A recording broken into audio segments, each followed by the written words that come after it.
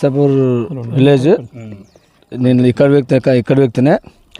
ఇప్పుడు కాంగ్రెస్ చేసిన సంక్షేమ పథకాలు మీరు ఏదైనా తీసుకోండి, ఇప్పుడు కాదు ఎప్పుడైనా, ఇప్పుడు ఒక సంవత్సరం లోపే ఇంత అభివృద్ధి అయిందంటే అప్పుడు ఇంకా చాలా, అప్పుడు ఏమి లేనప్పుడు కరెంటు మనకు లేనప్పుడు ఎంతో అభివృద్ధి చేసింది కాంగ్రెస్ హయాంలో.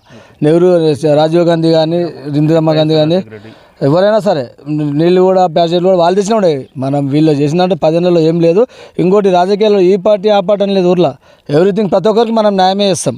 ఇప్పుడు ఒకరు వచ్చా ఈ పార్టీ ఆ పార్టీ అనే మన వేదాభివేదాలు ఏం పెట్టుకోం. ఇంతకుముందు వాళ్ళు అట్లా చేసిండ్రు కూడా, కానీ మనకు అట్లా వద్దు. అందరు ఊళ్ళో ఏమో తినని. ఇప్పుడు మొన్న ఎందుకు మా రైతుకు ఒక గోపాల్ యాదవ్ అని వాళ్ళ కొడుకు చనిపోతే 5 లక్షలు ఇప్పించినాం బాజాబ్తా షార్ట్ సర్క్యూట్ అయ్యి.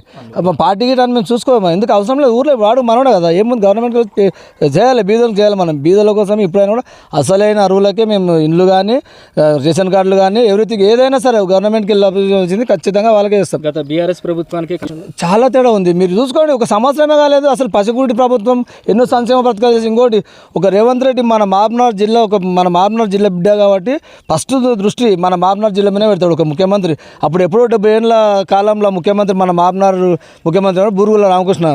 ఆ తర్వాత మనకు సెకండ్ ఛాన్స్ ఎవరికి వచ్చింది, మన రేవంత్ రెడ్డికి వచ్చింది. కాబట్టి మనం అందరం సహకరిద్దాము, పోయేదేముంది. మనం మాట్లాడే వాళ్ళం కదా, అవి ఎవరో అక్కడోళ్ళు మాట్లాడాలి. మనం ఈ పార్టీ ఆ పార్టీ వద్దు, మనం అందరం కలిసికనే పనిచేద్దాం. మీరు ఏదో ఆయనకు అన్ని విమర్శలు వద్దు. మనం ఎంతసేపునో ముఖ్యమంత్రి సహకరించాలి. రేవంత్ రెడ్డి అనేది చేసే పనులు. ఇంకోటి ఇప్పుడు ఒక ఫ్యాక్టరీ కడుతున్నాడు ఆడ కొడంగల్లో, వీళ్ళు అడ్డపడితే కూడా నేను చెప్పే కదా, నేను నా జిల్లా కోసం నేను పానాల అభివృద్ధి అవుతుంది. ఇంకోటి నీళ్ళ విషయానికి వస్తే ఈ 5 ఏళ్ళలో మీరు చూడండి, మన తెలంగాణ స్టేట్ లోపల, మన జిల్లానే కాదు తెలంగాణ స్టేట్కు రైతు అనే వ్యక్తి చాలా సంక్షేమంగా ఉంటాడు. నీళ్లు ఏర్లై పడతాయి ఈ 5 ఏళ్ళ ప్రభుత్వంలో. ఎందుకంటే వీళ్ళు తెలవడం ఖచ్చితంగా నీళ్ళు. ఎందుకంటే మన మహబూబ్నగర్ జిల్లా ముఖ్యమంత్రి కదా, ఎటువంటి పరిస్థితిలో జిల్లా డెవలప్ అవుతుంది, స్టేట్ కూడా డెవలప్ అవుతుంది. నీళ్ళకైతే కుదరలేదు. ఈ 5 ఏళ్ళు మనం వెయిట్ చేయవచ్చు, చూడాలి. కానీ డెవలప్మెంట్ అయితే ఇంకా ఇంతకన్నా ఎక్కువ డెవలప్మెంట్ చేస్తాం. బీఆర్ఎస్కి దీనికి చాలా డెవలప్మెంట్. ఎవరు 10 రూపాయలు లీడర్ కూడా తినటం లేరు.